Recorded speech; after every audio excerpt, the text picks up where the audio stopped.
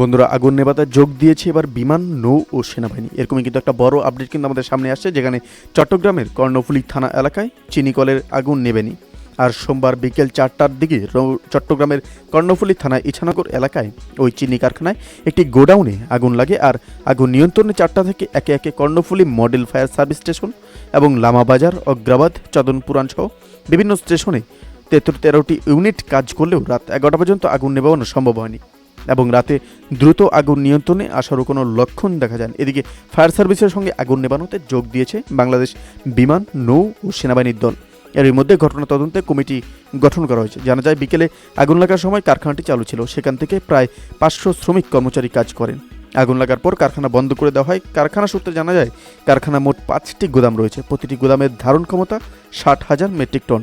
Sugar মিলের পাশে একটি গুদামে আগুন লাগে। চিনি পুড়ে পুরো এলাকায় দুর্গন্ধ ছড়িয়ে পড়েছে। কারখানার সংশ্লিষ্ট কর্মকর্তারা জানিয়েছেন যে রমজানে বাজারে সরবরাহ করতে পরিশোধনের জন্য কম বেশি 1 লাখ মেট্রিক টন কাঁচামাল গুদামটিতে মজুত করা ছিল।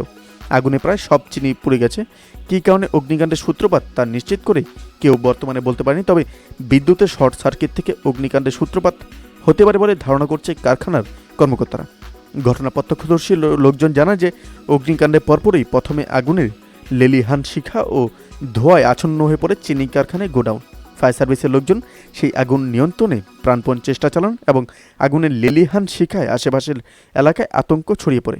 এদিকে আগুন লাগার খবর পেয়ে ঘটনাস্থলে ছুটে যান এস আলম গ্রুপের বিভিন্ন পর্যায়ের কর্মকর্তারা।